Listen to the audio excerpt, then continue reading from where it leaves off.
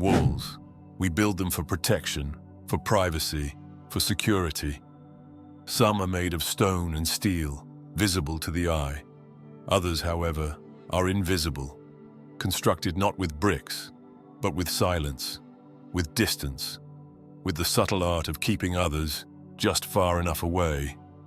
And for the avoidant, these walls are their masterpiece, a fortress meticulously designed, built over years of learned self-preservation. Now, what happens when you love someone who has built such a wall? What happens when you reach for them, only to find yourself pushing against something immovable, something that refuses to yield? This, my dear listener, is what we shall explore today, breaking through the avoidant wall without pushing them away, not by force, not by pleading, but by understanding. Because when an avoidant withdraws, when they retreat into the safety of their solitude, it is not always because they do not care. No, it is often because they care too much. So sit with me.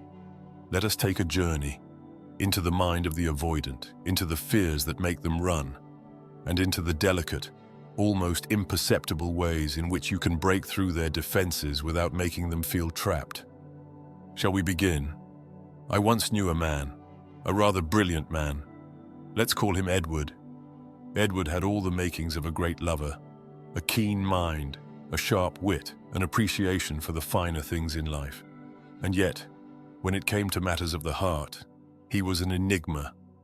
He had a talent for making a woman feel special, as if she were the only one in the room. And then, just as effortlessly, he would vanish. Not with dramatic exits, no door slamming, no cruel parting words, just a slow, measured retreat. A text left unanswered, a dinner rescheduled, then forgotten, a sudden busyness that made him unavailable, just enough to create doubt. And then, when the woman finally gave up, when she convinced herself that Edward simply did not care, he would return. A message, a small gesture, a conversation laced with warmth, as if nothing had happened. A cycle repeated over and over again, not out of malice, but out of fear.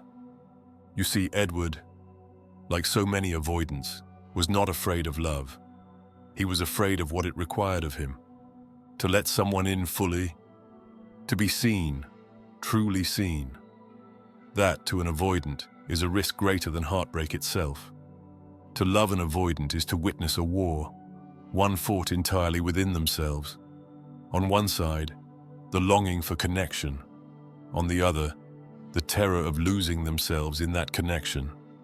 They have spent years convincing themselves that self-reliance is safety, that intimacy is unpredictable, that attachment equals vulnerability. And yet, in the quiet moments, when the world is still, they feel it. That ache, that whisper telling them, maybe this time will be different. But before they can entertain the thought, before they can even think of lowering their guard, another voice, the one much stronger, reminds them, no, closeness leads to pain. You cannot trust them. You are better off alone. And so the cycle continues. Push, pull, near, far, a love story written in hesitation. But this is where most get it wrong. When faced with an avoidance retreat, when they start pulling away, the natural response is to chase. Talk to me. Why are you shutting me out? Do you even care? And in doing so, we confirm their worst fears. That love demands, that intimacy is suffocating. The key, dear listener, is not to push harder, but to step back with grace. Not in a way that mimics their withdrawal, not as a punishment or a test, but in a way that says, I see you, I understand, and I am not here to take away your freedom. I am here when you are ready. Because the avoidant does not fear losing you. They fear losing themselves in you.